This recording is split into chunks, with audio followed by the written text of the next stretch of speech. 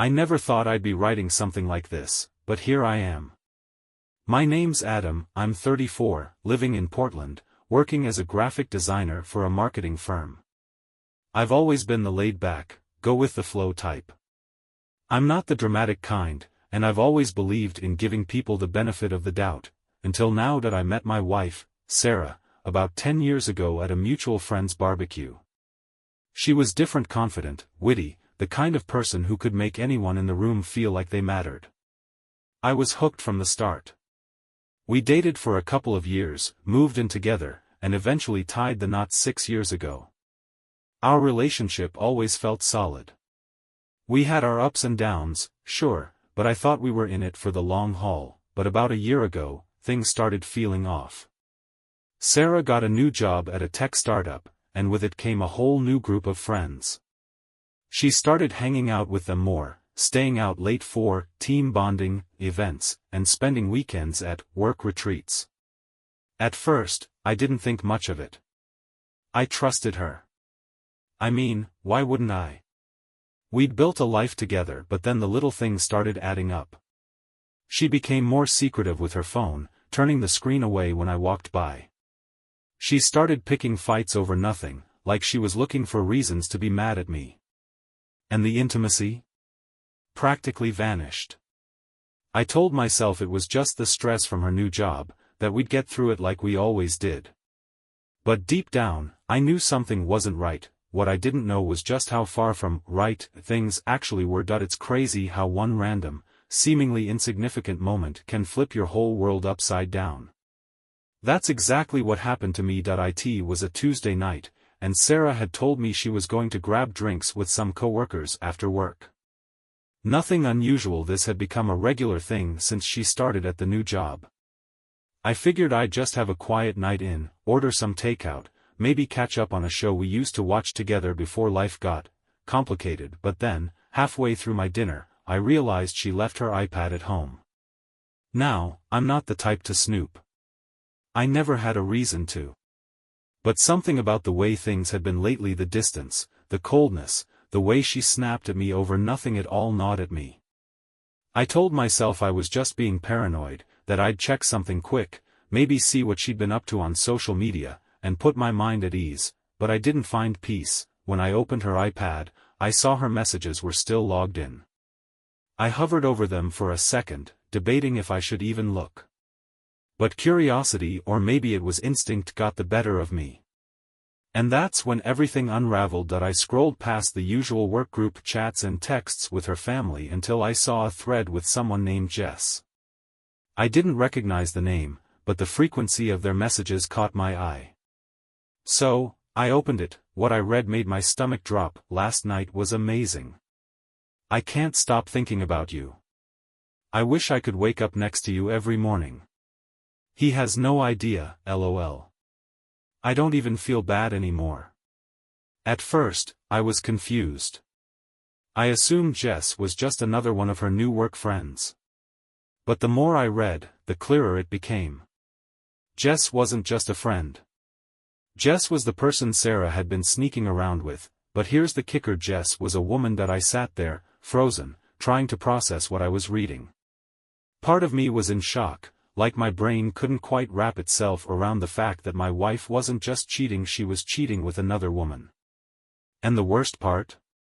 She sounded happier with Jess than she'd been with me in months. I kept scrolling, as if I was looking for some explanation, some part of the conversation that would tell me this was all a big misunderstanding. But there wasn't one. The texts painted a clear picture. They'd been seeing each other for months. Sarah would tell me she had late meetings or team-building events, and instead, she'd be at Jess's apartment. Sometimes, they'd even meet up during the day while I was at work. The betrayal hit me like a freight train. It wasn't just that she cheated. It was the lies, the deception, the fact that she let me sit across from her at dinner, sleep next to her at night, while carrying on this entire other relationship behind my back. And the fact that it was with a woman? That just added a whole other layer of confusion and hurt. I don't know how long I sat there staring at the screen. Time felt like it stopped. My mind was racing with a million questions. Why didn't she just tell me? Was she unhappy for longer than I realized? Did I miss something? I thought back to all the times I'd asked if everything was okay between us, and she brushed it off like I was imagining things, but I wasn't imagining anything. The proof was right there in front of me. Eventually, I closed the iPad and just sat in silence. I didn't know what to do next. Confront her? Wait for her to come home and act like everything was fine until I could figure out what to say. The thought of pretending even one more second made me sick to my stomach, but deep down, I knew there was no going back from this. The woman I thought I knew, the marriage I thought was solid, it was all a lie. I didn't sleep that night. I just sat there on the couch, staring at the front door, waiting for Sarah to come home. My mind was spinning in 1,000 directions, replaying every conversation, every excuse, every time she'd looked me in the eye and lied. It was like my entire marriage was flashing before me in reverse, and I could see all the signs I had missed or chosen to ignore. Around midnight, I heard her key in the lock. My heart was pounding, but not from nerves. It was anger. Pure, cold anger. The door creaked open, and she stepped inside, laughing quietly to herself, probably thinking about Jess. She didn't even notice me at first.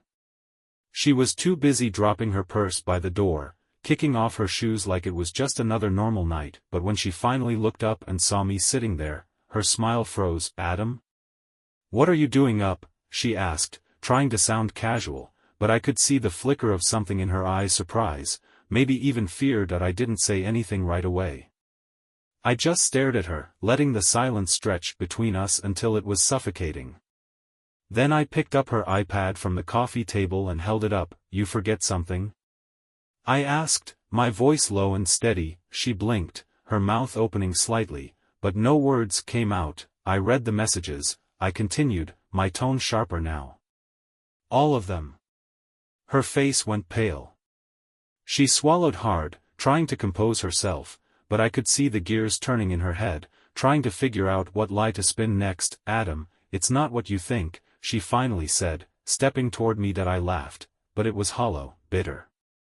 "Really? Because it looks exactly like what I think. You've been sneaking around with Jess for months, haven't you?" She stopped in her tracks, realizing there was no point in denying it. But instead of apologizing, instead of showing even a shred of remorse, she crossed her arms and glared at me. "So what if I have?" she snapped. "You wouldn't understand anyway." That hit me harder than I expected. Not just the cheating, but the complete lack of guilt. Like I was the problem here. "Wouldn't understand?" I repeated, standing up now, my voice rising. "What wouldn't I understand, Sarah? That you're a liar? That you've been living a double life while I've been here thinking we were building something real?" She rolled her eyes, like I was overreacting. "Oh, come on, Adam. Don't act like everything was perfect between us. You've been so caught up in your own world, you didn't even notice how miserable I was." I stared at her, stunned. "Miserable? You couldn't have told me that. Talk to me instead of running off with." I stopped, shaking my head, still grappling with the fact that Jess wasn't just a friend but her girlfriend. "You didn't even have the decency to end things before starting something new." She scoffed, turning away from me. "I didn't owe you an explanation. I needed something different. Something you couldn't give me." That was the final blow. It wasn't just that she cheated.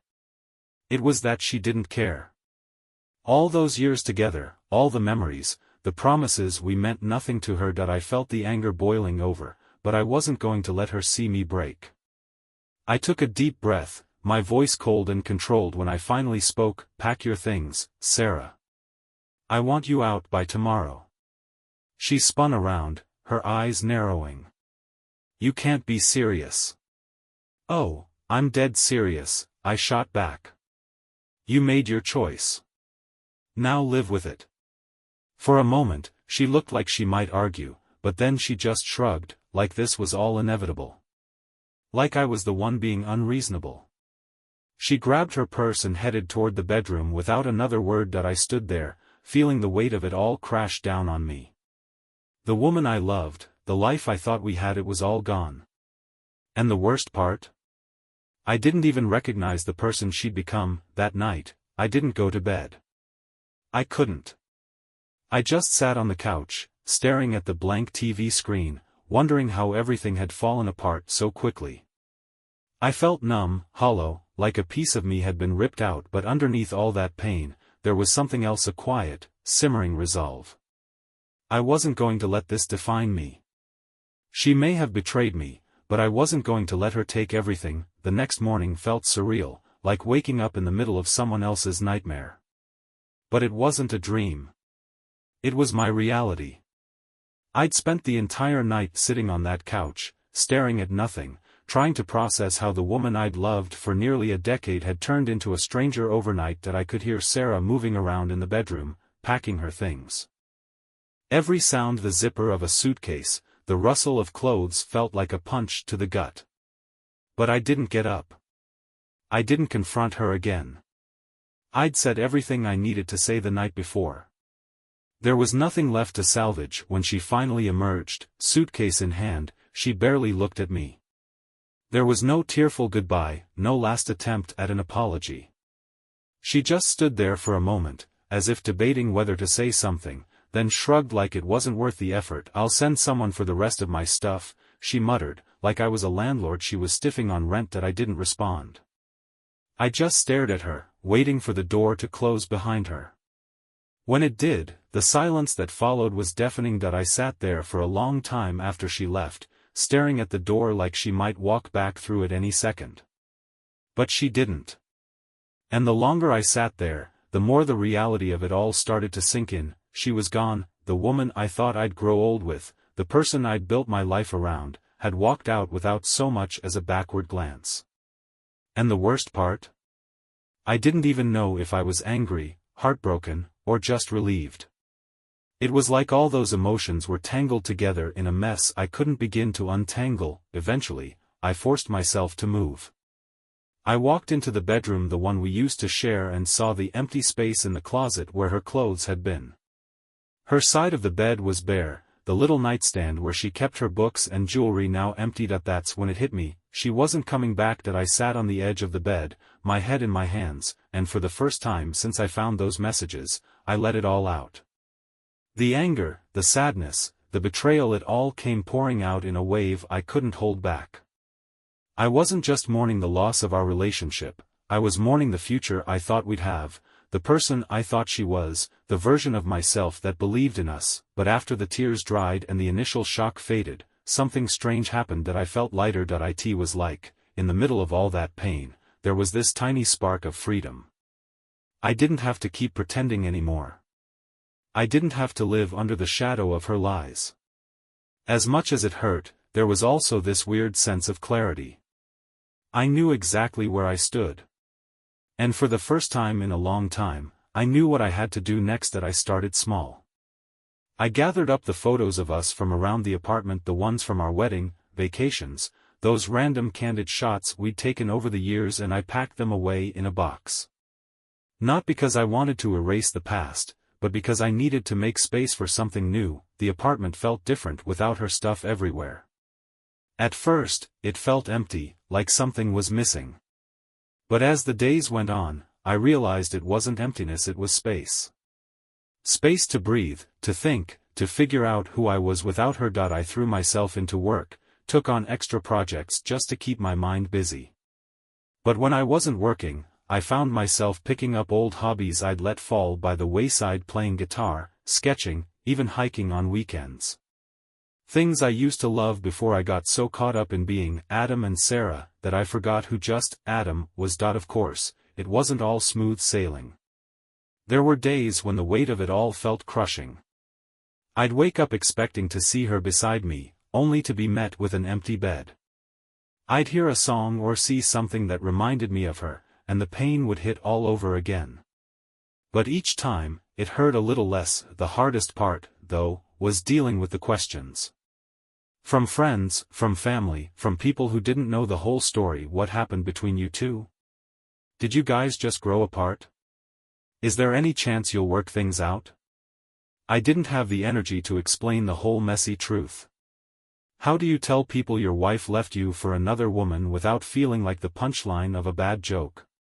So I kept it simple. We're not together anymore, I'd say. It's for the best. And honestly, it was, because as the weeks turned into months, I realized something I never expected: I was better without her. Not because I didn't love her at one point, but because I deserved better than the lies, the betrayal, the half-hearted excuses. I deserved honesty. I deserved respect.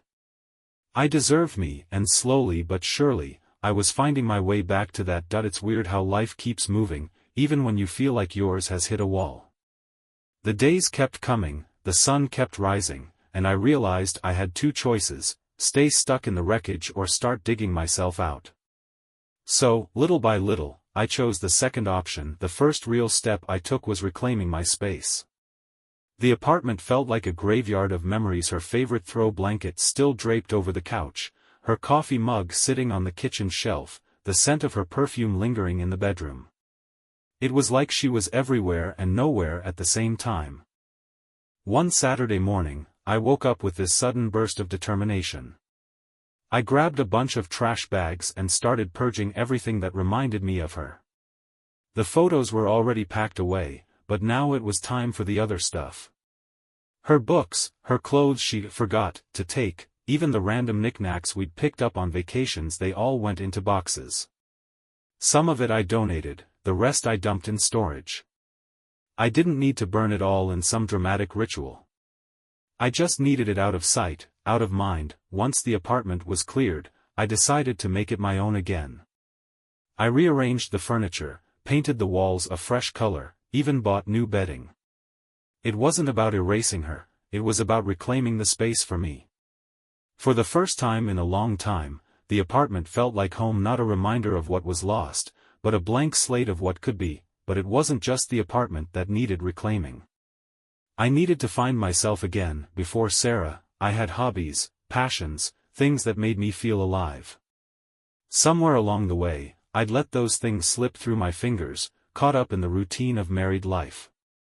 So, I started picking them back up. I dusted off my old guitar, the one that had been sitting untouched in the corner for years. At first, my fingers fumbled over the strings, rusty and out of practice, but with each chord, I felt a little more like myself. I started sketching again too, filling up notebooks with doodles and designs, not because I had to, but because it made me happy. I even signed up for a weekend hiking group. It was something I'd always wanted to do but never made time for. There was something freeing about being out in nature, away from the noise of the city, the memories, the what-ifs. Just me, the trail, and the open sky. And then there were the people. At first, I kept to myself, avoiding social situations because I didn't want to answer the inevitable questions. But Jake, my best friend since college, wasn't having any of that. He dragged me out for beers, invited me to barbecues, and refused to let me wallow in my own misery. One night, we were sitting at our favorite dive bar, nursing a couple of cold ones, when he finally said what I knew he'd been thinking. "You're doing better than I expected, man," he said, taking a sip. "Honestly, I thought you'd be a wreck." I laughed, not because it was funny, but because it was true. I thought I'd be a wreck too. But here I was, standing on my own 2 feet, even if they were a little shaky. "Yeah," I said, staring into my glass. "I thought I would be too. But you know what? I'm starting to think maybe this was the best thing that could have happened to me." Jake raised an eyebrow. "Really?" "Yeah," I nodded. "I mean, don't get me wrong, it sucked. Still does sometimes. But I was stuck, man. I didn't even realize how much of myself I'd lost until she was gone. And that was the truth. Her leaving forced me to face the parts of myself I'd been neglecting for years. It was like I'd been living in autopilot, just going through the motions, and now, for the first time in a long time, I was awake. After that night, things started to shift even more. I wasn't just surviving, I was living. I started saying yes to things I'd usually avoid. Yes to last-minute road trips. Yes to karaoke nights. Yes to meeting new people, trying new things, and stepping out of the comfort zone I'd built around myself, and somewhere in all of that, I found something I didn't expect. Peace that it wasn't loud or dramatic. It didn't come in some grand epiphany. It was quiet, subtle, like a slow exhale after holding my breath for too long. I realized I didn't need Sarah's approval, her love, or her validation to feel whole. I was enough on my own. Sure, there were still tough days. Days when a random memory would sneak up on me, or I'd wonder if things could have been different. But those moments didn't define me anymore. They were just passing thoughts, like clouds in the sky. And for the first time, I wasn't afraid of the storm, because I knew I'd weathered the worst of it. As the weeks turned into months, the raw sting of betrayal started to fade into something quieter. It was still there, lingering like a scar, but it wasn't the thing controlling my life anymore. I had settled into a rhythm, one that was mine and mine alone, and for the first time in a long time, I felt like I wasn't just surviving, I was thriving. But life has a funny way of throwing curveballs when you least expect them. One random Thursday, Jake convinced me to join him at a local trivia night. Normally, I would have passed. Trivia wasn't exactly my thing, but I was in that phase of saying yes to life, so why not? The bar was packed, loud with the hum of people laughing, shouting answers, and clinking glasses. We grabbed a table near the back, and while Jake dove into the trivia questions with more enthusiasm than I thought humanly possible, I found myself people watching, just taking it all in. That's when I saw her. She was standing at the bar, waiting for her drink, flipping her hair over her shoulder as she laughed at something the bartender said. There was nothing particularly extraordinary about her, no dramatic entrance, no movie-worthy slow-motion moment, but something about her presence pulled at me. She looked confident, comfortable in her own skin, the kind of person who owned whatever room she walked into without even trying. Jake followed my gaze and smirked. "Go talk to her." I snorted. "What? No. Why not?" "Because I'm not looking for that," I said, waving my hand vaguely toward her, but even as I said it, I felt this tiny flicker of curiosity. It wasn't about jumping into anything new. It wasn't about forgetting the past. It was about proving to myself that I could open the door, even just a crack, and let something or someone in. Jake, being the persistent friend he is, didn't let it go. And before I could overthink it, I found myself standing at the bar, ordering another round of drinks, casually sliding a glance in her direction. "Trivia's intense tonight, huh?" I said, immediately regretting how awkward that sounded, but she turned to me, a smile tugging at the corners of her mouth. "Is that your opening line?" I chuckled, relaxing a little. "No, but clearly I need to work on it." She laughed, and it wasn't forced or polite, it was genuine. The kind of laugh that makes you want to keep talking just to hear it again. "I'm Emma," she said, holding out her hand. "Adam." We ended up talking for the rest of the night. It wasn't flirtatious or heavy, it was easy, light. We talked about everything and nothing, from favorite movies to ridiculous childhood stories. For the first time since Sarah, I wasn't thinking about what came next or how this might end. I was just there, in the moment, enjoying the connection. By the time the night wrapped up, Jake was giving me a knowing look from across the room.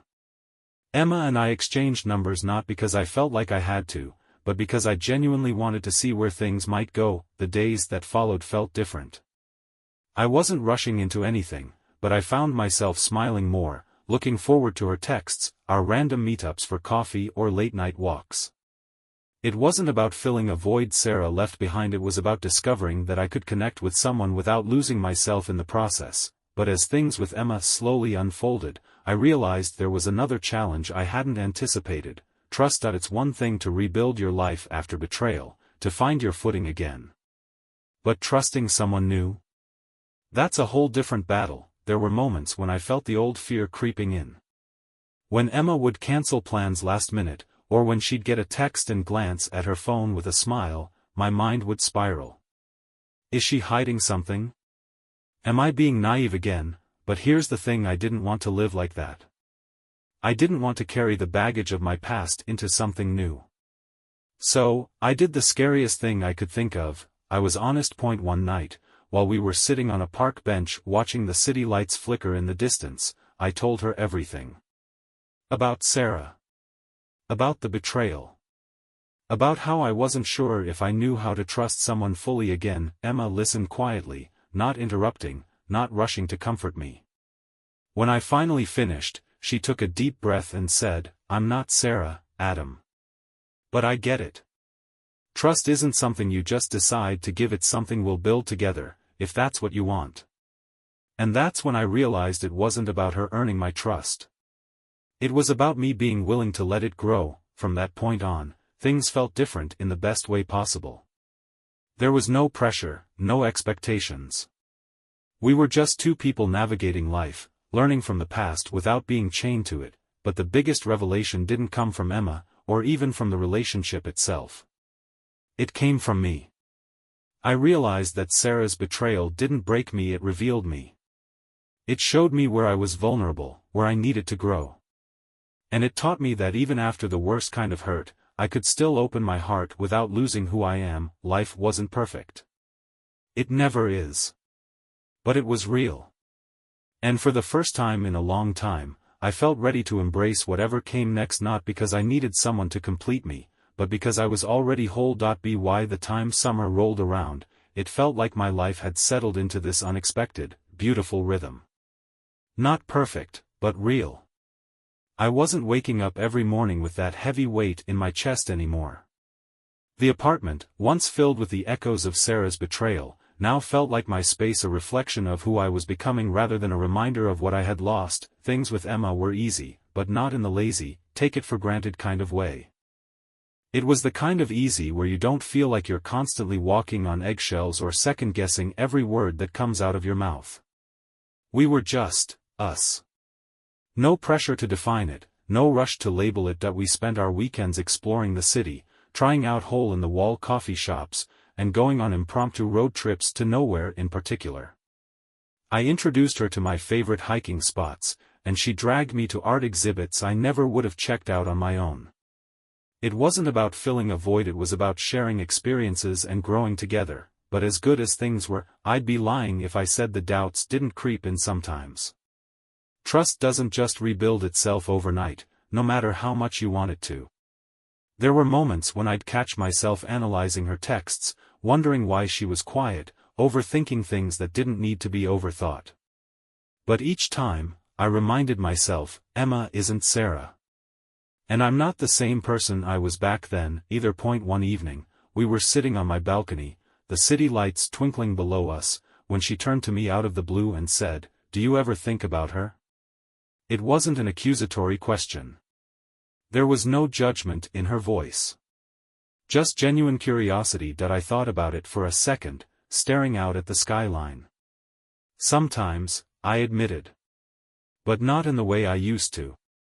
It's like, she's part of the story, but not the main character anymore. Emma nodded thoughtfully, then smiled. I like that. And it was true. Sarah would always be part of my past, but she didn't get to control my future. The anger, the betrayal, they didn't own me anymore. I'd found peace in the chaos, strength in the brokenness. And that's something no one could take from me. A few weeks later, something unexpected happened. I got an invitation to a mutual friend's wedding. The kind of friend who was more Sarah's friend than mine, but someone I'd stayed in loose contact with over the years. I debated whether or not to go. Part of me didn't want to risk running into Sarah, stirring up old memories. But another part of me, the part that was tired of letting the past dictate my decisions, knew I had to face it. The day of the wedding arrived, and I won't lie, I was nervous. But when I walked into that venue, dressed in my best suit, with Emma by my side, something clicked. I wasn't the same man who had been blindsided by betrayal. I was stronger, more self-assured.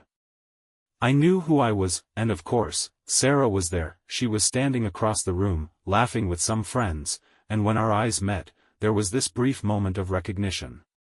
But that was it. No anger, no sadness. Just indifference. She didn't have power over me anymore. Later that evening, while Emma was chatting with some people at our table, Sarah approached me. I could tell she was nervous, fidgeting with the strap of her purse, but I stayed calm. "Hey, Adam," she said softly. "It's been a while." I nodded. "Yeah, it has." There was an awkward pause, and then she finally said, "I just wanted to say I'm sorry. For everything." For a split second, I felt like the old me would have been waiting for this moment for some kind of closure, some explanation. But standing there, I realized I didn't need it. I'd already closed that chapter on my own. "Thanks," I said simply. "I hope you're doing well." And that was it. No dramatic confrontation, no lingering tension. Just two people who had once shared a life, now strangers moving in completely different directions. As I walked back to Emma, I felt this overwhelming sense of freedom. Not just from Sarah, but from the version of myself that had been trapped in that pain. I was done looking back. The rest of the night was a blur of dancing, laughter, and good conversation. When we finally got home, exhausted but happy, Emma turned to me and said, "You handled that really well." I shrugged, smiling. I'm not that guy anymore. And I wasn't the guy who felt broken, betrayed, and lost. That was a chapter in my story, but it wasn't the whole book.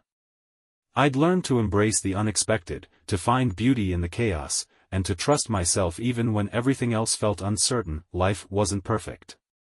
It never would be. But I'd found something even better than perfection: peace, resilience, and the knowledge that no matter what comes my way, I can handle it, because the truth is, the hardest battles often lead to the most beautiful victories. And this? This was just the beginning. That I didn't think life could surprise me anymore after everything that had happened, but that's the thing about moving forward: you never really know what's waiting around the corner until you get there. After the wedding, I thought that chapter of my life was finally closed for good. No more unexpected run-ins, no more lingering thoughts about Sarah. I felt like I had officially stepped into this new version of myself, and honestly, I was proud of the person I'd become. But life, as it turns out, wasn't done testing me. A few months after the wedding, I was at work, buried in a project, when I got a call from an unknown number. Normally, I'd let it go to voicemail, but something told me to pick up. "Hello?"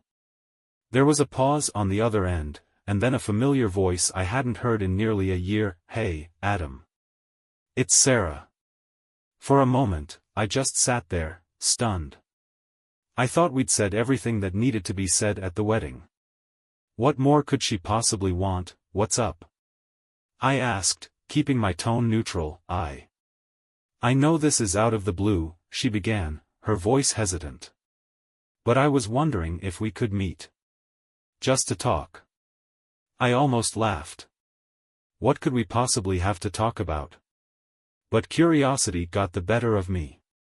Maybe it was closure I didn't know I needed. Maybe it was just to satisfy that part of me that still wondered how things had unraveled so quickly. "Okay," I said after a beat. "One coffee. That's it."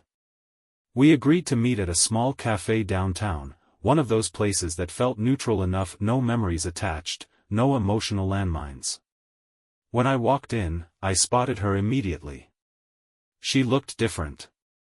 Not bad, just different. Like life had left its marks on her too. We exchanged polite greetings, and for a few minutes, we just sat there, awkwardly sipping our coffee. Finally, she broke the silence. "I wanted to apologize again," she said quietly. "I know I already did at the wedding, but I've had a lot of time to think. And I realized I never really explained why I did what I did." I raised an eyebrow. "I'm not sure I need to hear it, Sarah." "I know," she said quickly. "But I need to say it. For me." So, I let her talk. She told me about how she felt trapped in our marriage, how she didn't know how to express that without hurting me. How meeting Jess made her realize things about herself she hadn't been ready to face. It wasn't just about the affair, it was about her figuring out who she was, and as I listened, something unexpected happened. That I didn't feel angry. I didn't feel hurt. I felt compassion, not for the betrayal, but for the fact that we were both just two people trying to navigate life, making mistakes along the way. Her journey had collided with mine in a painful way, but it had also pushed me to become the person I was today. When she finished, she looked at me, waiting for some kind of reaction. "Thank you for telling me," I said simply. "But I've made peace with it. I hope you have too." She nodded, a small smile tugging at her lips. "I have. I'm glad you're doing well, Adam. You deserve it." We parted ways after that, and as I walked back to my car, I felt this overwhelming sense of finality. This really was the end of that chapter. No loose ends, no lingering what-ifs. Just closure. When I got home, Emma was waiting for me, her curious eyes searching mine as I stepped through the door. "How'd it go?" she asked, setting down the book she'd been reading. That I smiled, pulling her into a hug. It went exactly how it needed to. And it was true. Sarah was part of my past, but Emma was my present. And the future? That was wide open. Over the next few weeks, life settled into an even more comfortable rhythm. Emma and I started talking about moving in together, something I never thought I'd be ready for again. But with her, it felt different.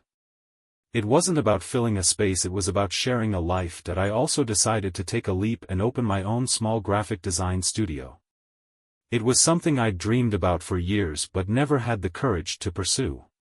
But now? I wasn't afraid of starting over anymore. I'd done it once, and I knew I could do it again. The grand opening was a small affair, just close friends and family, but as I stood there, looking around at the people who had supported me through the worst and celebrated with me through the best, I felt this deep sense of gratitude. Everything I'd been through had led me here. That night, as Emma and I sat on the balcony of our new apartment, watching the city lights flicker in the distance, she turned to me with a smile. "You know," she said, resting her head on my shoulder, "sometimes life has to break you apart to build you back stronger." I nodded, squeezing her hand gently. "Yeah. And I wouldn't change a thing. Because the truth is, life isn't about avoiding the pain, it's about embracing the journey, no matter how messy or unexpected it gets. And in the end, it's the twists and turns that make the story worth telling." A year ago, if you told me I'd be where I am now, I wouldn't have believed you. Back then, everything felt like it was falling apart: my marriage, my trust, my sense of who I was. But now, standing on the other side of it all, I realize something I never expected. Sometimes, life has to break you to show you what you're truly capable of. Emma and I had settled into our new apartment, and life felt peaceful. Not in a boring way, but in that comforting, steady kind of way you don't realize you've been craving until you finally have it. We weren't perfect, but we were honest. And that honesty made all the difference. One evening, a few months after opening my design studio, we were having dinner when Emma surprised me with a question. "Have you ever thought about writing all of this down?" she asked, poking at her salad with a fork. That I looked up, confused. "What do you mean?" "Your story," she said, smiling. "Everything you've been through. It's not just about Sarah, it's about how you found yourself again. I think people could really relate to that." At first, I laughed it off. I wasn't a writer, I was a designer. But later that night, as I lay in bed, staring at the ceiling, her words echoed in my mind. Maybe there was something to be said about sharing my journey. Not for validation or sympathy, but because I knew how isolating it felt to be blindsided by betrayal. If my story could help even one person feel less alone, maybe it was worth telling. So, I started writing. At first, it was just a way to get my thoughts out, to process everything I'd been through. But as the words flowed, I realized I was writing for more than just myself. I was writing for anyone who'd ever felt broken, for anyone who thought they'd never find their way back, and somewhere along the way, the writing became cathartic. It wasn't just about Sarah anymore, it was about me. The person I'd become, the lessons I'd learned, and the strength I'd discovered in the process. A few months later, I finished the manuscript and, with Emma's encouragement, sent it to a few publishers. I didn't expect much, just wanted to see what would happen. To my surprise, one of them responded. They loved the raw honesty of my story and wanted to publish it. I couldn't believe it. What started as a personal project had turned into something that could reach people far beyond my little world. When the book was finally released, the response was overwhelming. I started receiving messages from people all over, thanking me for sharing my journey. Some had gone through similar betrayals, others were just starting their healing process. It was humbling to know that my pain, my growth, had resonated with so many, but the real turning point came when I was invited to speak at a local event about resilience and personal growth. Public speaking had never been my thing, but this felt different. This wasn't just about me, it was about connecting with others, showing them that even in the darkest times, there's a path forward. Standing on that stage, looking out at a room full of strangers who had come to hear my story, I felt this incredible sense of purpose. Everything I'd been through had led me here not just to survive, but to thrive, to inspire, to remind others that they weren't alone. After the event, Emma and I walked through the city, the cool night air wrapping around us like a familiar blanket.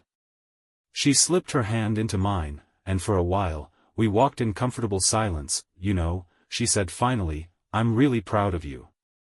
I smiled, squeezing her hand. I'm proud of me too. And I meant it. For the first time in my life, I wasn't defined by what had happened to me. I was defined by how I'd risen from it, how I'd rebuilt my life piece by piece. That we stopped at the edge of a bridge, looking out over the water as the city lights reflected off the surface. It was one of those moments where everything felt perfectly aligned: past, present, and future. Emma turned to me, her eyes soft. So, what's next for us? I thought about it for a moment, letting the question settle in the space between us. The future wasn't something I feared anymore. It was something I looked forward to. Whatever we want it to be, I said, pulling her close. As long as we keep being honest, keep growing, I think we can handle anything. And I believe that with every fiber of my being. Because life isn't about avoiding the storms, it's about learning to dance in the rain. It's about embracing the unexpected, finding strength in the struggle, and knowing that no matter what comes your way, you have the power to rise. As we stood there, the city humming around us, I realized something profound. This wasn't the end of my story. It was just the beginning of a new one.